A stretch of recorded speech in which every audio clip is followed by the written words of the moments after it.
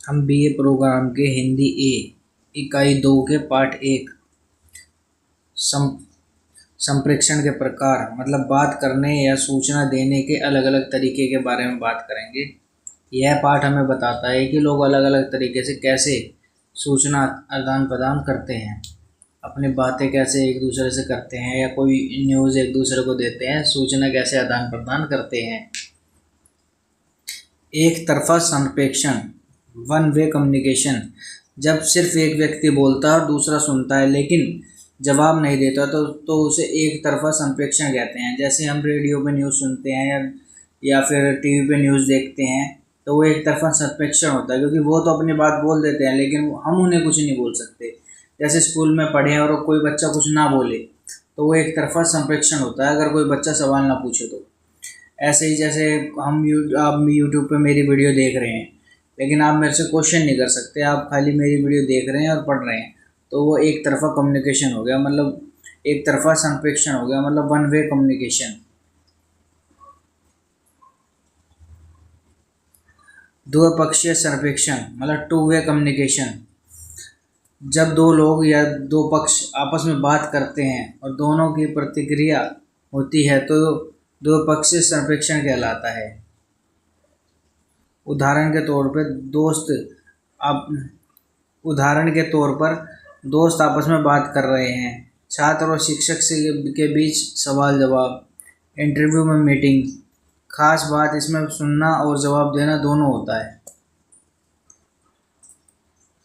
मतलब जब हम अपने किसी दोस्त से बात करते हैं तो हम उसे बोलते हैं, वो हमें बोलता है, दोनों आपस में बात कर सकते हैं। हम कहीं पे कुछ पढ़ रहे होते हैं, जैसे ट्यूशन पढ़ते हैं या टीचर से कुछ सीख रहे होते हैं, टीचर हमें किसी बारे में पढ़ाता है और हम उनसे कोई क्वेश्चन कर सकते हैं और वो उसका जवाब देते हैं, तो वो द्विपक्षीय कम्युनिकेशन हो जाता है। इंटरव्यू में जैसे इंटरव्यू लेने वाला इंटरव्यू में जैसे कोई हमसे कोई क्वेश्चन किया जाता है, हम उसका जवाब देते हैं, तो वो द्विपक्षीय कम्युनिकेशन हो जाता है। खास बात इसमें ये होता है, इसमें सुनना और जवाब देना दोनों होता है।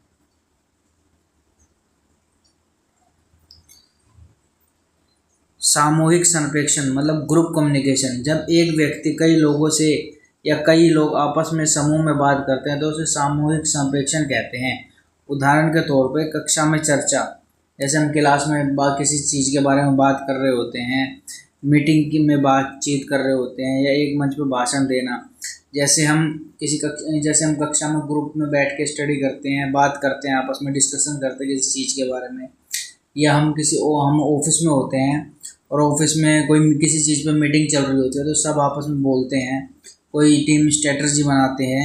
ऐसे मंच पे जैसे इलेक्शन के टाइम पे नेता भाषण देता है तो वो सारे एक ग्रुप डिस्कशन हो जाते हैं। खास बात इसमें ये होती है कि इसमें संदेश एक से अधिक व्यक्ति तक पहुंचता है, मतलब इसमें ये होता है कि ग्रुप कम्युनिकेशन होता है। जैसे मैं उस ग्रुप में बैठा हूँ, मैं कुछ बोलूँगा तो वो सामने वाला ही नहीं, जितने भी लोग हैं खड़े हैं ना, सब सुनेंगे। ग्रुप में सबके पास एक साथ वो हमारी बात चली जाती है, पहुंच जाती है सबके पास। जन संप्रेषण मैस कम्युनिकेशन मास कम्युनिकेशन, जन संप्रेषण जन संप्रेषण मास कम्युनिकेशन, जब बहुत बड़ी संख्या में लोग किसी मीडिया माध्यम से सूचना प्राप्त करते हैं और अखबार टीवी इंटरनेट रेडियो, तो उसे जन संप्रेषण कहते हैं। उदाहरण के तौर पर टीवी, फेसबुक, अखबार, रेडियो। खास बात यह है कि इसे बड़े पैमाने पर होता है और इसे पूरे समाज को प्रभावित करता है। जैसे हम टीवी पे कोई न्यूज़ देखते हैं, हम उस न्यूज़ को देख रहे होते हैं, पूरे देश उस न्यूज़ को देख रहा होता है, तो वो न्यूज़ हमारे दिलों पे, हमारे देश में बहुत प्रभाव डालती है। अनौपचारिक संप्रेषण इनफॉर्मल कम्युनिकेशन, यह दोस्ताना और बिना किसी नियम कायदे की बातचीत होती है।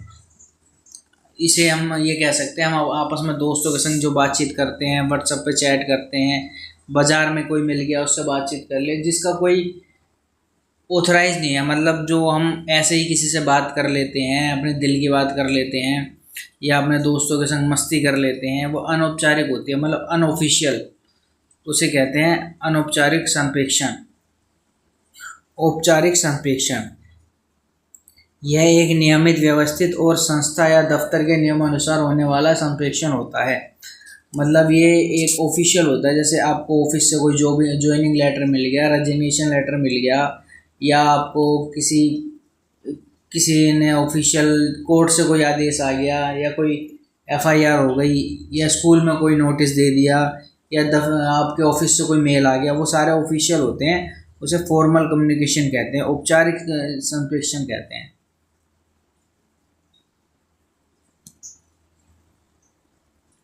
संप्रेषण के प्रकार, उदाहरण और विशेषता। जैसे एक तरफा कम्युनिकेशन। एक तरफा कम्युनिकेशन है, उदाहरण मतलब रेडियो, टीवी, बिना फीडबैक के। द्विपक्षीय कम्युनिकेशन मतलब बातचीत, इंटरव्यू, दोनों पक्ष संवाद करते हैं।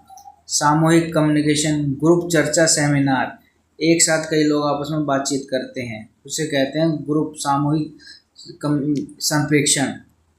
जन संप्रेषण जैसे अखबार, न्यूज़ चैनल बहुत बड़ी संख्या में लोगों तक जो पहुंचता है उसे क्या, जैसे फेसबुक हो गया, इंस्टाग्राम हो गया, यूट्यूब हो गया।